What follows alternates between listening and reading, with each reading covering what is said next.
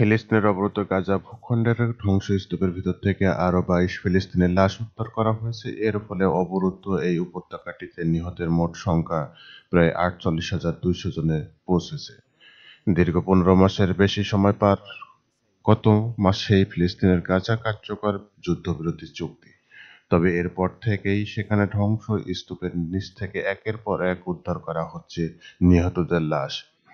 আর এতে করে বেড়েই চলেছে প্রাণহানির সংখ্যা। বার্তা সংস্থা বলছে, ফিলিস্তিনি স্বাস্থ্যকর্মী ও উদ্ধারকামীরা গাজার ধ্বংসস্তূপের নিচ থেকে আরও ২২ জনের লাশ উদ্ধার করেছেন। এর ফলে ২০২৩ সালে অক্টোবর থেকে গাজা উপত্যকায় ইসরায়েলের গণহত্যামূলক যুদ্ধে নিহত ফিলিস্তিনিদের সংখ্যা ৪৮,১৮১ জন পৌঁছেছে বলে গাজার স্বাস্থ্য মন্ত্রণালয় জানিয়েছে।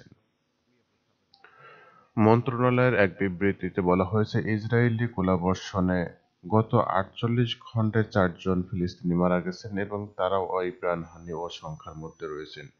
বিবৃতিতে আরও বলা হয়, আরও ৬ জন আহত ব্যক্তিকে হাসপাতালে ভর্তি করা হয়েছে, তাদের অবস্থা আশঙ্কাজনক।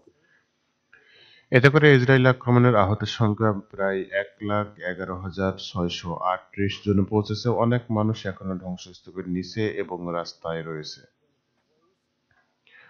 গাজায় গত ১৯ জানুয়ারি থেকে যুদ্ধবিরতি কার্যকর হয়েছে। এরপর থেকে ফিলিস্তিনি স্বাস্থ্যকর্মীরা গাজা ধ্বংসস্তূপের নিচ থেকে ৫৭২ জনের লাশ উদ্ধার করেছেন। ৩ পর্যায়ে এই যুদ্ধবিরতি চুক্তির মধ্য দিয়ে বন্দি বিনিময় এবং স্থায়ী শান্তি, স্থায়ী যুদ্ধবিরতি এবং গাজা থেকে ইসরায়েলি বাহিনী প্রত্যাহারের লক্ষ্যমাত্রাও রয়েছে।